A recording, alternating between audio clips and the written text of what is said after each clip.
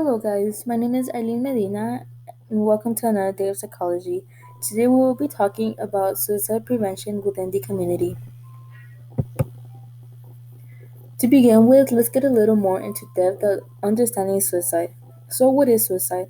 Suicide is known to be a permanent solution to what might have been a temporary problem. It is most common within people who suffer through depression and anxiety or simply other mental illnesses. In most cases, self harm initiates the cause towards suicide. Now, here is a list of risk factors that are mostly found in suicide cases. So, prior suicide attempt, family history of suicide, alcohol or drug abuse, history of sexual abuse, mental illness and disorders, gender invalidation, and lastly, racial differences. Now, here to the end, we have what age and gender are mostly affected. So, from research that has been done, the highest rate is within white middle-aged men. There is an average of 132 suicides per death per day, and under females we have an average of age 15 to 24, in which there are a more commonly cases of suicide. And as for men, there's an average of age 65 and over.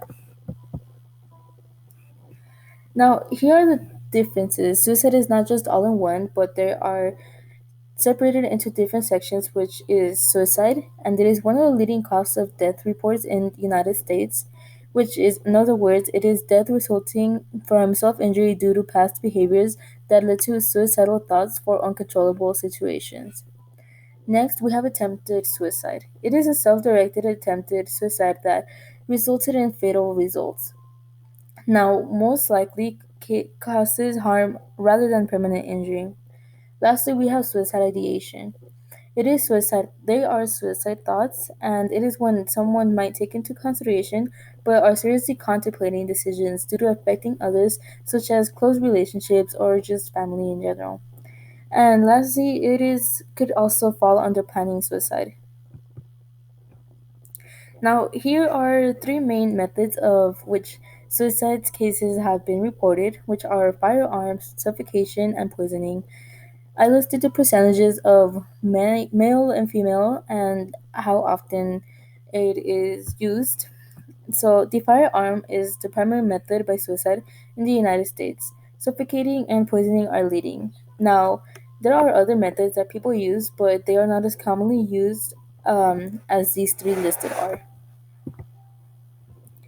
So here are some ways of prevention. It is speak up if you're worried. If you're the person that is having suicidal thoughts, it is most likely to be helpful to talk to other people that you feel close or have close connection. So now, if you don't trust anyone around you, there are plenty of prevention, suicide prevention hotlines which you could contact in order to distress.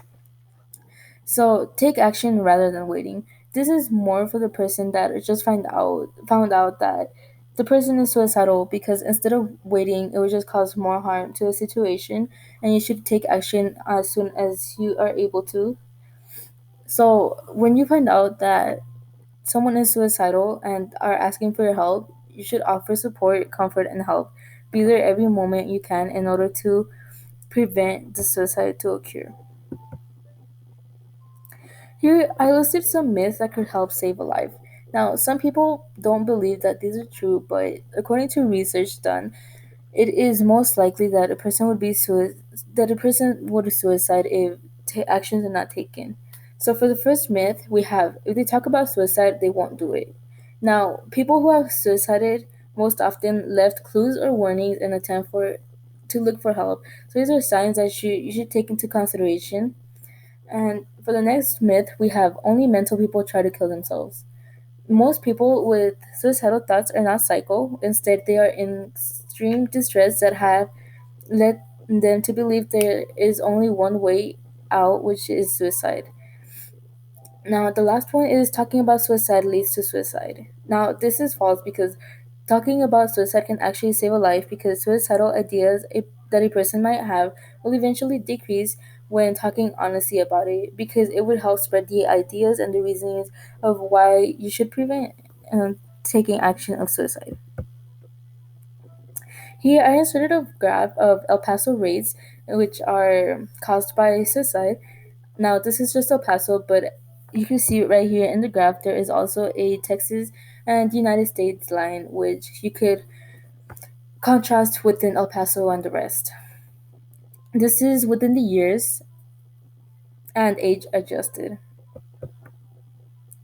Here are some resources that helped me find this information for the project.